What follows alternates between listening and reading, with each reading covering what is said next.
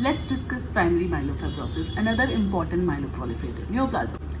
It's a disease in which there is predominantly proliferation of abnormal megakaryocytes and granulocytes in bone marrow, along with deposition of fibrosis. There is a stepwise evolution of this disease from an initial prefibrotic primary myelofibrosis to overt primary myelofibrosis.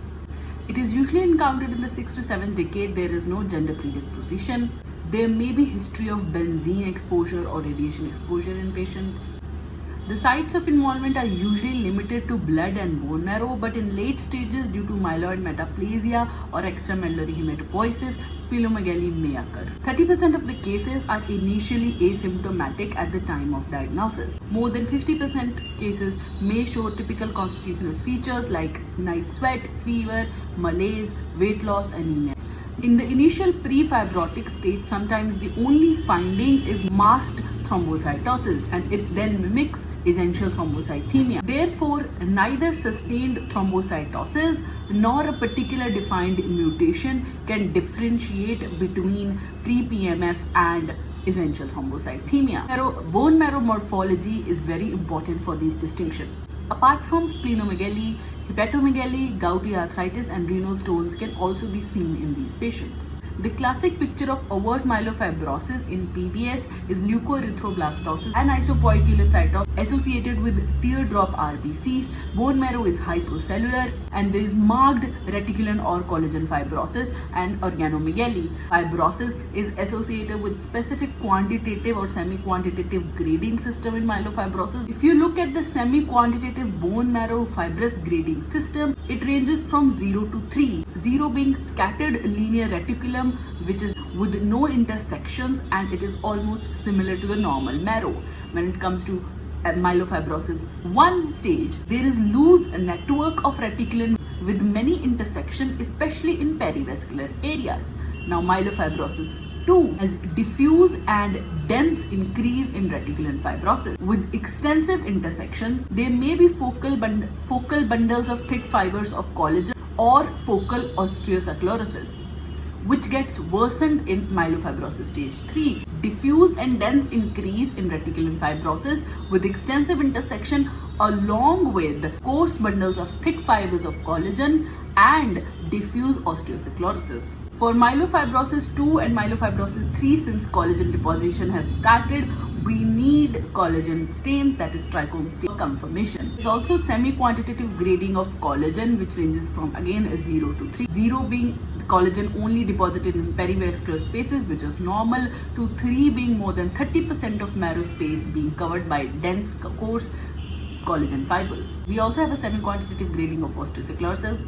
Now coming to the diagnostic criteria of early or pre-fibrotic primary myelofibrosis. To make a confirmatory diagnosis, you have to have all 3 major, at least 1 minor criteria fulfilled. Now let's discuss the major criteria.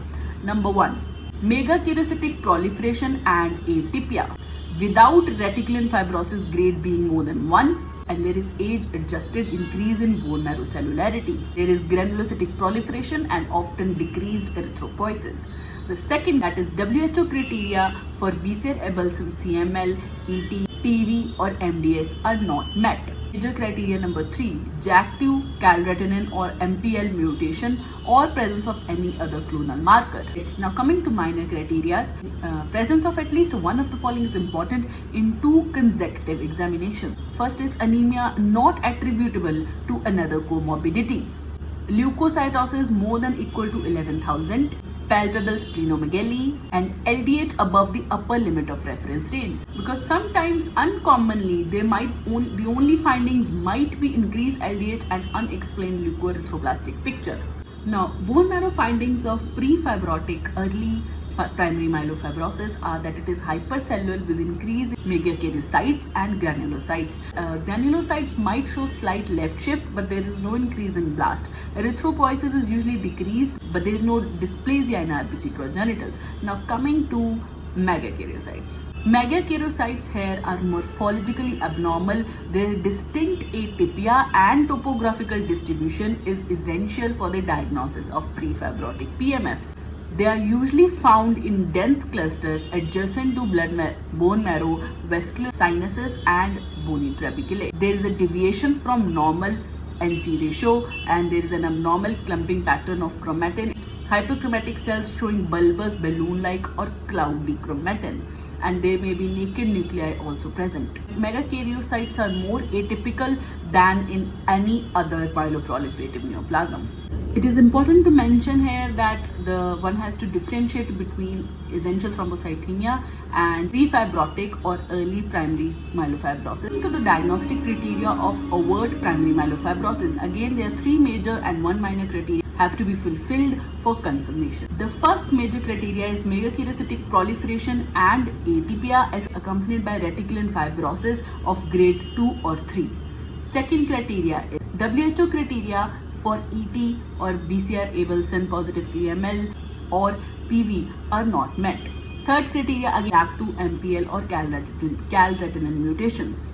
Now coming to the minor criteria, there has to be at least 1 minor criteria present for the confirmation of diagnosis, and that too in 2 consecutive settings. These are all similar to early PMF, but there is one added, which is leukoerythroblastosis. So we have anemia not attributable to a comorbidity, leukocytosis more than 11,000, palpable splenomegaly, LDH level increased above the upper limit of reference stage, and the 5th new minor criteria is in this one is leukoerythroblastosis. In overt myelofibrosis, the most common bone marrow picture is that of atypical megakaryocytes. They are in large clusters, often present at dilated blood vessel sinuses. The proliferating vessels show marked tortuosity and luminal distension, which is associated with intrasinusoidal hematopoiesis.